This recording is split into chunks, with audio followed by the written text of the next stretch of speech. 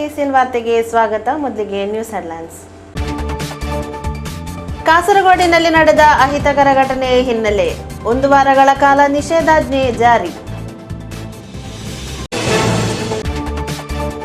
ಮಂಗಳವಾರ ನಡೆದ ಹಿಂಸಾಚಾರ ದಾಂಧಲೆ ಸಂಬಂಧ 9 ಮಂದಿ ವಿರುದ್ಧ ಕೇಸು ದಾಖಲು. ಮುಂಜಾಗರೂಕತಾ ಕ್ರಮದಂಗವಾಗಿ ಹಲವರ ಬಂಧನ. ಉಸ್ತಾದ್ ಹತ್ಯಾ ಪ್ರಕರಣದ ತನಿಖೆ ವಿಶೇಷ ತಂಡದಿಂದ ಡಾಕ್ಟರ್ ಎ ಶ್ರೀನಿವಾಸ್ ನೇತೃತ್ವದಲ್ಲಿ ನಡೆಯುತ್ತಿದೆ ತನಿಖೆ. ಉಸ್ತಾದ್ ಹತ್ಯೆ ಖಂಡನೀಯ, ಆರೋಪಿಗಳ ಶೀಘ್ರ ಬಂಧನಕ್ಕೆ ಬಿಜೆಪಿ ಒತ್ತಾಯ. ಸರಕಾರಿ ಕ್ಷೀರ ಅಭಿವೃದ್ಧಿ ಇಲಾಖೆಯಿಂದ ನಾಯ್ಕಾಪಿನಲ್ಲಿ ನಡೆಯಲಿದೆ ಕ್ಷೀರ ಕೃಷಿಕರ ಸಂಗಮ, ಗಣ್ಯರನೇಕರು ಭಾಗಿ. ಉಪ್ಪಳದ ಮಣ್ಣಂಗುಳಿ ಇಸ್ಲಾಮಿಕ್ ಸೆಂಟರ್ 6ನೇ ವರ್ಷಾಚರಣೆ ಪ್ರಯುಕ್ತ ಮಾರ್ಚ್ 24ರಿಂದ ನಡೆಯಲಿದೆ ಧಾರ್ಮಿಕ ಪ್ರವಚನ ಕಾರ್ಯಕ್ರಮ, ಆಯೋಜಕರು ಹೇಳಿಕೆ.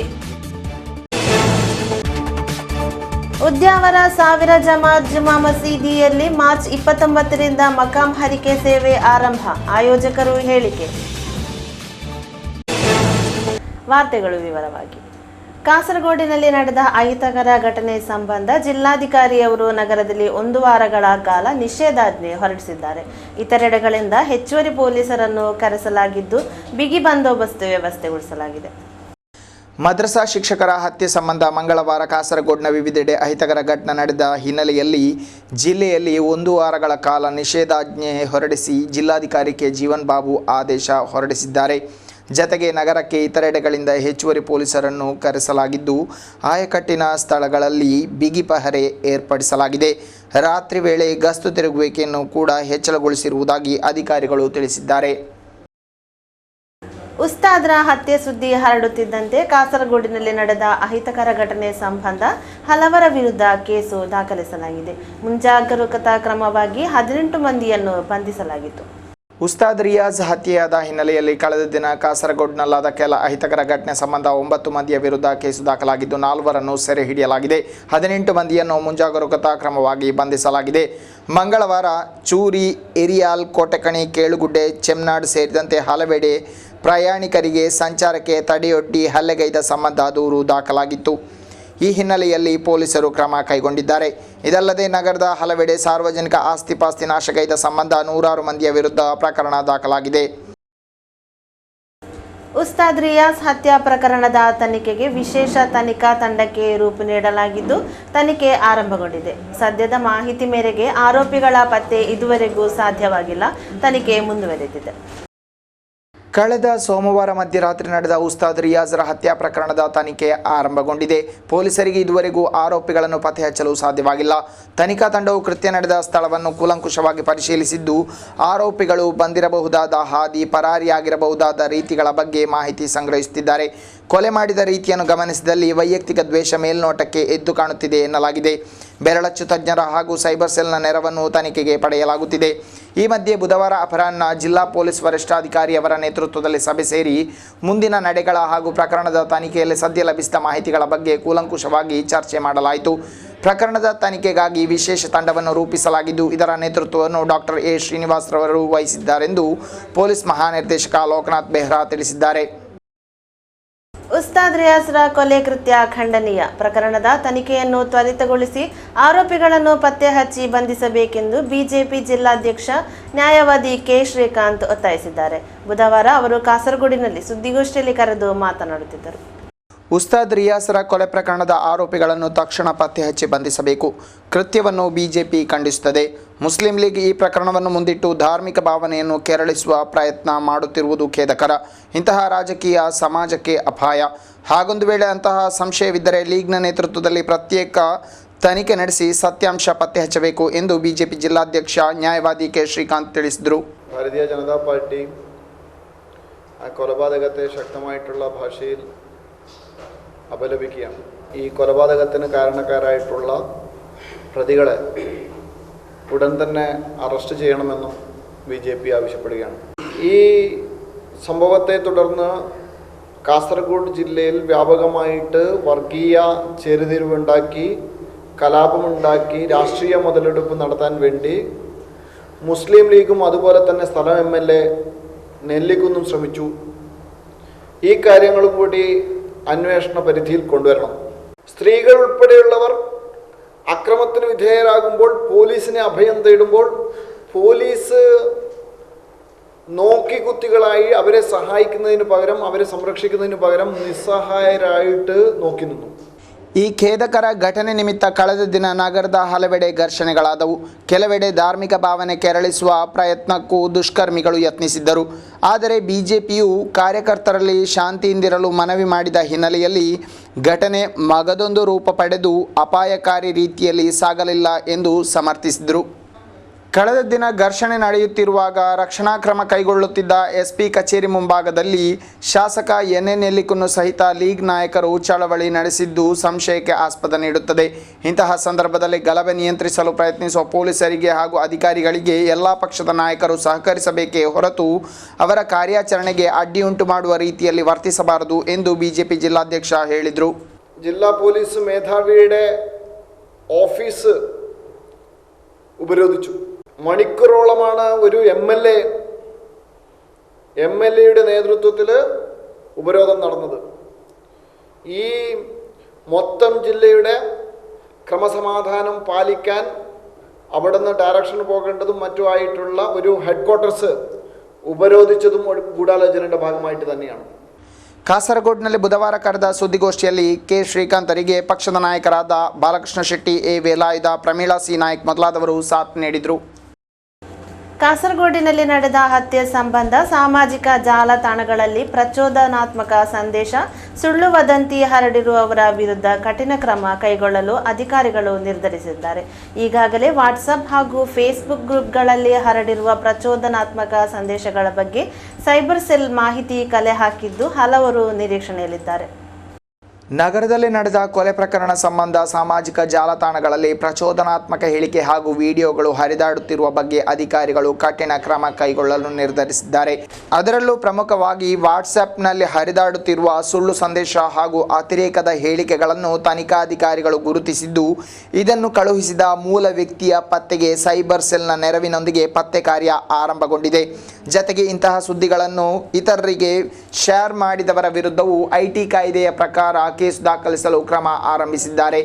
ಇಂತಹ ಹೇಳಿಕೆ ಹಾಗೂ ಸುಳ್ಳು ವದಂತಿಗಳನ್ನು ಬಿತ್ತರಿಸುವುದು ಸಮಾಜದ ಸುವ್ಯವಸ್ಥೆ ಹಾಳುಗೆಡವಲು ಮುಖ್ಯ ಕಾರಣವೆಂಬ ನಿಟ್ಟಿನಲ್ಲಿ ಅಧಿಕಾರಿಗಳು ಕಠಿಣ ಕ್ರಮಕ್ಕೆ ಈ ಬಾರಿ ಮುಂದಾಗಿದ್ದಾರೆ.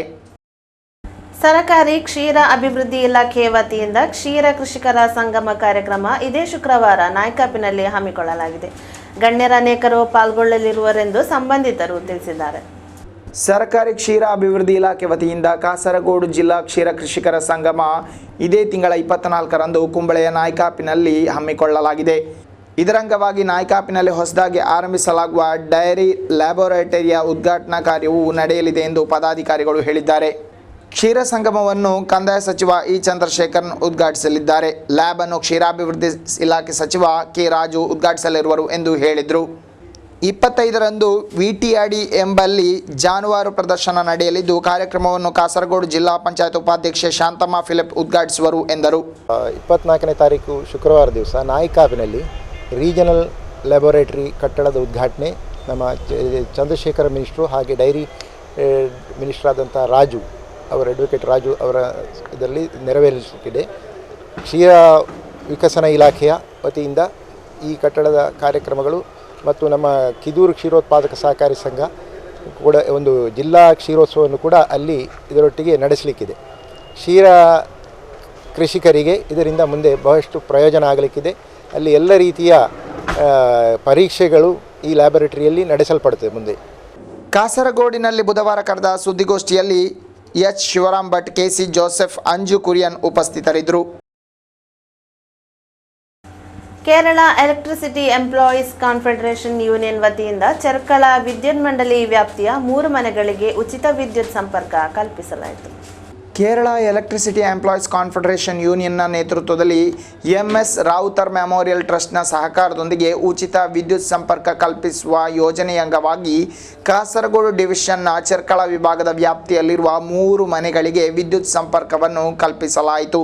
ಕೋಟೂರಿನ ಲಕ್ಷ್ಮೀ, ನೆಲ್ಲಿಕಟ್ಟೆ, ಬಿಲಾಲ್ ನಗರದ ಯಶೋಧ ಹಾಗೂ ಲಕ್ಷ್ಮಿ ಎಂಬವರ ಮನೆಗಳಿಗೆ ಈ ನೆರವನ್ನು ನೀಡಲಾಯಿತು. ಇದರ സ്വിച്ച് ഓൺ കാര്യವನ್ನು ಡಿಸಿಸಿ അധ്യക്ഷ ഹക്കീം കുനിൽ നിർവഹിಸಿದರು. മനുഷ്യൻ്റെ ഏറ്റവും പ്രധാനപ്പെട്ട ആവശ്യങ്ങളിലൊന്നായ വെളിച്ചം അത് പകർന്നു നൽകി ഏറ്റവും മാതൃകാപരമായ പ്രവർത്തനം ഇവിടെ Kerala state electricity employees confederation നടത്തിയിരിക്കുകയാണ്. ഏറ്റവും മാതൃകാപരമായ പ്രവർത്തനം. വെള്ളവും വെളിച്ചവുമാണ് ഒരു മനുഷ്യൻ്റെ അടിസ്ഥാന ജീവിതത്തിലെ ഏറ്റവും പ്രധാനപ്പെട്ട വിഷയം. ഏറ്റവും അർഹരായ ആളുകളെ കണ്ടെത്തിക്കൊണ്ട് അവരുടെ പരാധീനതകളും പ്രയാസങ്ങളും മനസ്സിലാക്കിക്കൊണ്ട് യഥാർത്ഥ അവകാശികളെ കണ്ടെത്തി ഇവിടെ നടത്തിയ ഏറ്റവും മാതൃകാപരമായ പ്രവർത്തനം ഒരുപക്ഷെ സമൂഹത്തിൻ്റെ തന്നെ ആദരവ് തരുന്നുള്ള പ്രവർത്തനങ്ങളുമായിട്ടാണ് ഇവിടെ സംഘടന മുമ്പോട്ട് വന്നിരിക്കുന്നത്. ಸಂಘಟನಾ ರಾಜ್ಯ ಕಾರ್ಯದರ್ಶಿ ಶಾಹುಲ್ ಹಮೀದ್, ರಾಮಕೃಷ್ಣ, ಬಶೀರ್, ಗೋಪಾಲಕೃಷ್ಣ, ಪುರುಷೋತ್ತಮ ನಾಯರ್ ಮೊದಲಾದವರು ಮಾತನಾಡಿದರು. ಮಂಜೇಶ್ವರದ ಉದ್ಯಾವರ ಸಾವಿರ ಜಮಾತ್ ಮಸೀದಿಯಲ್ಲಿ ಮಾರ್ಚ್ 29ರಿಂದ ಮಕಾಂ ಹರಿಕೆ ಸೇವೆ ಕಾರ್ಯಕ್ರಮ ಆರಂಭಗೊಳ್ಳಲಿದೆ. 5 ದಿನಗಳಾಗಿ ನಡೆಯುವ ಸಮಾರಂಭಕ್ಕೆ ಸಿದ್ಧತೆಗಳು ಪೂರ್ಣವಾಗಿರುವುದಾಗಿ ಆಯೋಜಕರು ತಿಳಿಸಿದ್ದಾರೆ. ಮಂಜೇಶ್ವರ ಉದ್ಯಾವರದ ಸಾವಿರ ಜಮಾತ್ ಜುಮಾ ಮಸೀದಿಯಲ್ಲಿ ಮಾರ್ಚ್ 29ರಿಂದ ಮಕಾಂ ಶರೀಫ್ ಹರಿಕೆ ಸೇವೆ ಆರಂಭಗೊಳ್ಳಲಿದೆ. 5 ದಿನಗಳಾಗಿ ನಡೆಯುವ ಕಾರ್ಯಕ್ರಮವು ಏಪ್ರಿಲ್ 2ರಂದು ಮುಕ್ತಾಯಗೊಳ್ಳಲಿದೆ. 29ರಂದು ದರ್ಗಾ ಶರೀಫ್ ಅಧ್ಯಕ್ಷ ಮೊಹಮ್ಮದ್ ಮೋನು ಹಾಜಿ ಅವರು ಧ್ವಜಾರೋಹಣಗೈಯುವುದರೊಂದಿಗೆ ಸಮಾರಂಭಕ್ಕೆ ಚಾಲನೆ ಸಿಗಲಿದೆ. ಅಂದು ರಾತ್ರಿ 8ವರೆಗೆ ಮಸೀದಿಯ ಅಧ್ಯಕ್ಷ ಅತಾವುಲ್ಲಾ ತಂಗಳ್ರವರ ಅಧ್ಯಕ್ಷತೆಯಲ್ಲಿ ನಡೆಯುವ ಕಾರ್ಯಕ್ರಮವನ್ನು ಸಮಸ್ತ ಕೇರಳ ಜಮ್ಇಯಾತುಲ್ ಅಧ್ಯಕ್ಷ ಮೊಹಮ್ಮದ್ ಜೆಫ್ರಿ ಮುತ್ತುಕೋಯ ತಂಗಳ್ ಉದ್ಘಾಟಿಸಲಿರುವರು ಎಂದು പദാധികാരികൾ ಹೇಳಿದರು. 2017 മാർച്ച് മാസം 29 മുതൽ ഏപ്രിൽ 2 വരെ നടത്തുവാൻ വേണ്ടി തീരുമാനിച്ചിരിക്കുകയാണ്. മാർച്ച് മാസം 29-ാം തീയതി സമസ്ത കേരള ജമിയത്തുൽ ഉലമയുടെ പ്രസിഡന്റും ഉദ്യാവരം ആയിരം ജമാഅത്തിന്റെ സംയുക്ത ഖാസിയും കൂടിയായ ബഹുമാന്യനായ സയ്യിദ് മുഹമ്മദ് ജിഫ്രി മുത്തുക്കോയ തങ്ങൾ, ഉദ്യാവരം ആയിരം ജമാഅത്ത് പ്രസിഡന്റ് സയ്യിദ് അത്താഉല്ലാ തങ്ങൾ അവരുടെ അധ്യക്ഷതയിൽ നടക്കുന്ന മതവിജ്ഞാന സദസ്സിലേക്ക് ഉദ്ഘാടന കർമ്മം നിർവഹിക്കുകയാണ്.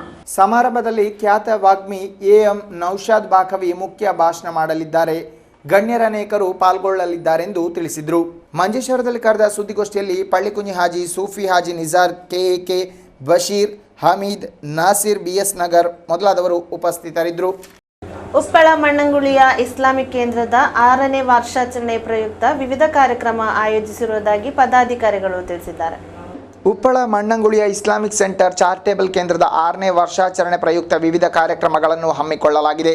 ಶುಕ್ರವಾರದಿಂದ ಮಂಗಳವಾರದವರೆಗೆ ಇದರ ಅಂಗವಾಗಿ ಧಾರ್ಮಿಕ ಉಪನ್ಯಾಸ, ಮಜ್ಲಿಸ್ ಕಾರ್ಯಕ್ರಮ ಆಯೋಜಿಸಿರುವುದಾಗಿ ಪದಾಧಿಕಾರಿಗಳು ತಿಳಿಸಿದರು. ಲಂಡನ್ ಮೊಹಮ್ಮದ್ ಹಾಜಿಯವರ ಅಧ್ಯಕ್ಷತೆಯಲ್ಲಿ ನಡೆಯುವ ಕಾರ್ಯಕ್ರಮವನ್ನು ಆಲಿ ತಂಗಳ್ ಕುಂಬೋಳ್ರವರು ಉದ್ಘಾಟಿಸಲಿದ್ದು, ಹಾಫಿಲ್ ಕುಮ್ಮನಂ ಸಿರಾಜುದ್ದೀನ್ ಅಲ್ ಅಸರಿ ಮುಖ್ಯ ಭಾಷಣ ಮಾಡಲಿದ್ದಾರೆ ಎಂದು ಹೇಳಿದರು. 24/3/2015 രാവിലെ 8 മണിക്ക് പതാക ഉയർത്തൽ ജനാബ് ലണ്ടൻ മുഹമ്മദ് ഹാജി സൗസംഘം ചെയർമാൻ, രാത്രി 8:30 ബഹുമാനപ്പെട്ട അബ്ദുൽ റസാഖ് മുസ്ലിയാർ അധ്യക്ഷത വഹിക്കുന്ന പരിപാടി സയ്യിദ് KS അലി തങ്ങൾ കുമ്പോൾ ഉദ്ഘാടനം ചെയ്യുന്നതായിരിക്കും. അന്നത്തെ പ്രഭാഷണം കീച്ചേരി അബ്ദുൽ ഗഫൂർ മൗലവിയാണ്. ಮಂಜೇಶ್ವರದಲ್ಲಿ ಕರೆದ ಸುದ್ದಿಗೋಷ್ಠಿಯಲ್ಲಿ ಅಬ್ದುಲ್ ಅಸೀಸ್, ಅಬುಬಕರ್ ಕರಿಷ್ಮಾ, ಇಬ್ರಾಹಿಂ ಮಾಮಿನ್, ಇಬ್ರಾಹಿಂ ಕುನಿಲ್, ರಜಾಕ್ ಮುಸ್ಲಿಯಾರ್, ಅಬುಬಕರ್ ವಡಗರ ಮೊದಲಾದವರು ಉಪಸ್ಥಿತರಿದ್ದರು. ವಿವಾಹಕ್ಕೆ ಅಸಮ್ಮತಿ ಸೂಚಿಸಿದ್ದಕ್ಕೆ ಹಲ್ಲೆಗೈದವರ ವಿರುದ್ಧ ದೂರು ನೀಡಿಯೂ ಆರೋಪಿಗಳನ್ನು ಬಂಧಿಸಿಲ್ಲ ಎಂದು ಕೊಲ್ಯ ನಿವಾಸಿ ನೃತ್ಯ ಶಿಕ್ಷಕಿಯೂ ಆಗಿರುವ ಸಂಧ್ಯಾ ಎಂಬವರು ಆರೋಪ ಮಾಡಿದ್ದಾರೆ. ಮಂಜೇಶ್ವರದಲ್ಲಿ ಸುದ್ದಿಗೋಷ್ಠಿ ಕರೆದು ಈ ಹೇಳಿಕೆ ನೀಡಿದ್ದಾರೆ. ವಿವಾಹಕ್ಕೆ ಸಮ್ಮತಿಸದ ಹಿನ್ನೆಲೆಯಲ್ಲಿ ದ್ವೇಷದಿಂದ ಕೆಲ ಮಂದಿಯ ತಂಡ ತನ್ನನ್ನು ಆಕ್ರಮಿಸಿದ್ದರು. ಈ ಸಂಬಂಧ ದೂರು ನೀಡಿಯೂ ಪೊಲೀಸರಿಂದ ಆರೋಪಿಗಳ ಬಂಧನ ಸಾಧ್ಯವಾಗಿಲ್ಲ.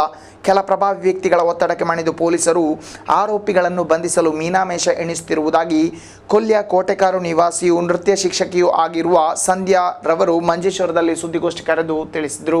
ಈಗ ನಾನು ಕಾಂಪ್ರಮೈಸ್ಗೆ ಸಹ ಅವರು ಬರ್ತಾ ಇದ್ದಾರೆ. ಕಾಂಪ್ರಮೈಸ್ಗೆ ಬಂದರೂ ಸಹ ನಾನು ಹೇಳುದು, ನನಗೆ ಆದ ಪ್ರಾಬ್ಲಮ್ ನಿನ್ನ ಯಾವ ಹುಡುಗಿಗೆ ಸಹ ಆಗಬಾರ್ದು.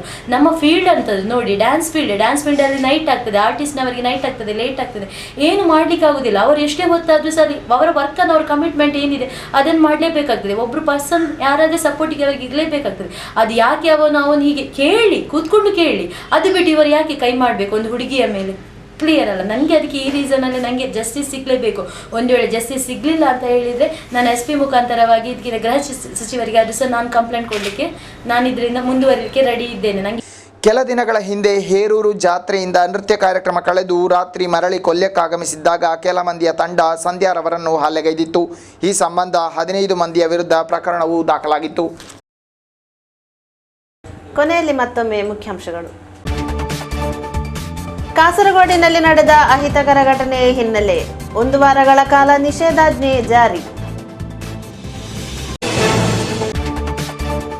ಮಂಗಳವಾರ ನಡೆದ ಹಿಂಸಾಚಾರ ದಾಂಧಲೆ ಸಂಬಂಧ 9 ಮಂದಿ ವಿರುದ್ಧ ಕೇಸು ದಾಖಲು. ಮುಂಜಾಗರೂಕತಾ ಕ್ರಮದಂಗವಾಗಿ ಹಲವರ ಬಂಧನ. ಉಸ್ತಾದ್ ಹತ್ಯಾ ಪ್ರಕರಣದ ತನಿಖೆ ವಿಶೇಷ ತಂಡದಿಂದ ಡಾಕ್ಟರ್ ಎ ಶ್ರೀನಿವಾಸ್ ನೇತೃತ್ವದಲ್ಲಿ ನಡೆಯುತ್ತಿದೆ ತನಿಖೆ. ಸಾಮಾಜಿಕ ಜಾಲತಾಣಗಳಲ್ಲಿ ಪ್ರಚೋದನಾತ್ಮಕ ಹೇಳಿಕೆ ರವಾನಿಸಿರುವವರ ಮೂಲ ವ್ಯಕ್ತಿಗಳ ಪತ್ತೆಗೆ ಸೈಬರ್ ಸೆಲ್ನಿಂದ ನಡೆಯುತ್ತಿದೆ ಶೋಧ ಕಾರ್ಯ. ಸಂದೇಶ ರವಾನಿಸಿರುವವರಿಗೂ ಐಟಿ ಆಕ್ಟ್ ಪ್ರಕಾರ ಕ್ರಮ ಎಂದ ಅಧಿಕಾರಿಗಳು. ಸರಕಾರಿ ಕ್ಷೀರ ಅಭಿವೃದ್ಧಿ ಇಲಾಖೆಯಿಂದ ನಾಯ್ಕಾಪಿನಲ್ಲಿ ನಡೆಯಲಿದೆ ಕ್ಷೀರ ಕೃಷಿಕರ ಸಂಗಮ. ಗಣ್ಯರನೇಕರು ಭಾಗಿ. ಉಪ್ಪಳದ ಮಣ್ಣಂಗುಳಿ ಇಸ್ಲಾಮಿಕ್ ಸೆಂಟರ್ 6ನೇ ವರ್ಷಾಚರಣೆ ಪ್ರಯುಕ್ತ ಮಾರ್ಚ್ 24ರಿಂದ ನಡೆಯಲಿದೆ ಧಾರ್ಮಿಕ ಪ್ರವಚನ ಕಾರ್ಯಕ್ರಮ. ಆಯೋಜಕರು ಹೇಳಿಕೆ. ವಾರ್ತಾ ಪ್ರಸಾರ ಮುಕ್ತಾಯವಾಯಿತು. ವಂದನೆಗಳು.